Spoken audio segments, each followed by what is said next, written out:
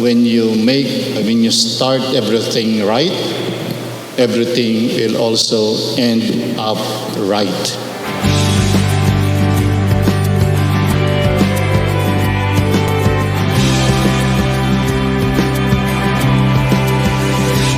Leo and Jeremy, you will be both happy because you have made a right decision to put your love together in front of God. Diba? Na sa mata ng Diyos at sa mata ng tao, your love is being blessed. I don't know why you chose me. Pandemic yon, 2020. So, new job ko, work from home.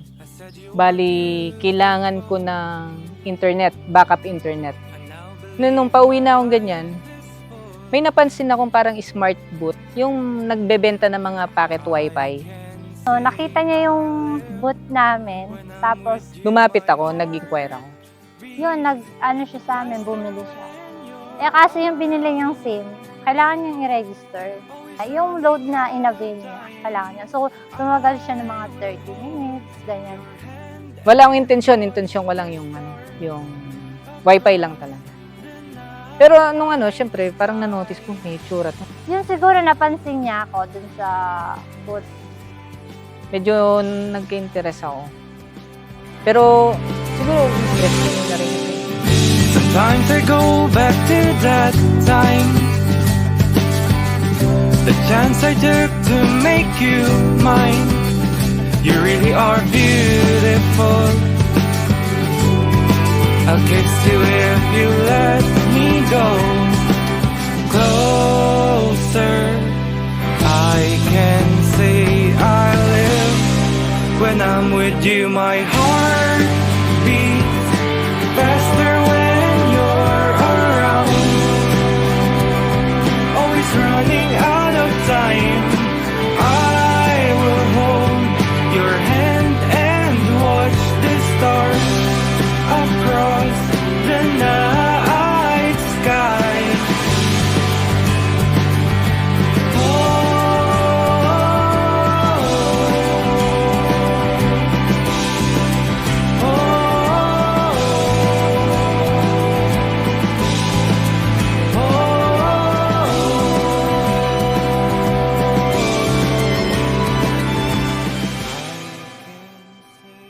From the Gospel of St. John, and Jesus said, "This is my commandment, love one another as I have loved you." Ang tunay na diwa ng pagmamahalan ay ang pagbibigay ng buhay na ikagagalak for the good and for the well-being of When I'm one with you, another. my heart beats faster when you're around. Always running out of time. I will hold your hand and watch the stars across the night sky.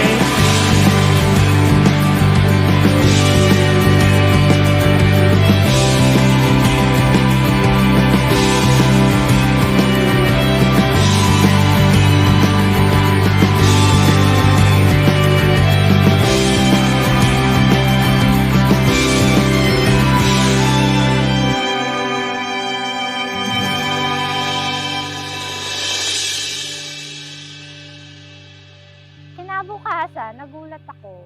Tinanong niya kasi, "Ma'am, nandiyan pa kayo sa sa Quezon Drive?" "Oo, last day namin," sabi ko. May pa ako, na may bibilin pa ako. Titingin daw siya ng So, siguro strategy niya lang yan para bumalik niyan siya. Tapos, nagtaka ako, meron siyang dalawang pizza. Padala ako ng pizza dun sa booth nila, si Smart Booth. Then after nun, siguro nabaitan. Pumayag siyang, after 2 to 3 days, pumayag siyang sa amin. Yung lunch sa egg center.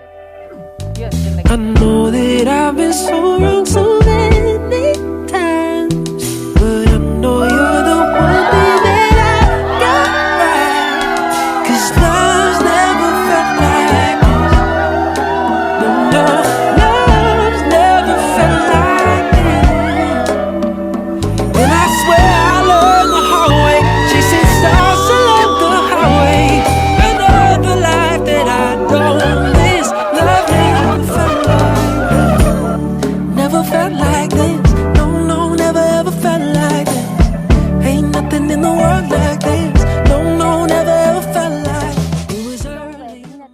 ko kasi rest lang, di ba? Pero binigay mo yung best mo para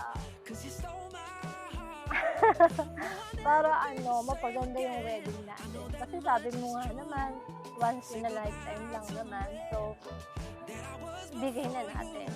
So, yun, thank you. Pinapromise ko na aalagaan kita. Saka hindi kita pababayaan. I love you. Cause love's never felt like this. No, no, love's never felt like this.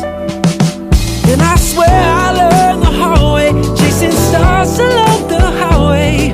Another life that I don't miss. Love never felt like this.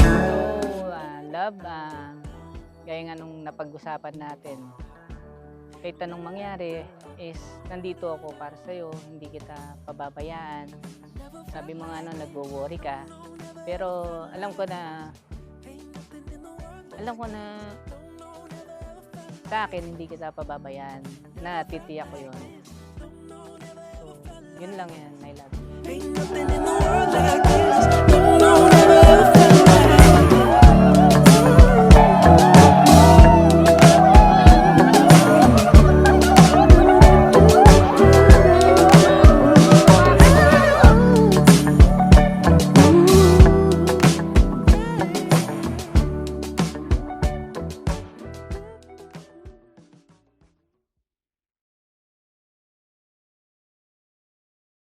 So guys, ano pang hinihintay nyo? Lagot na!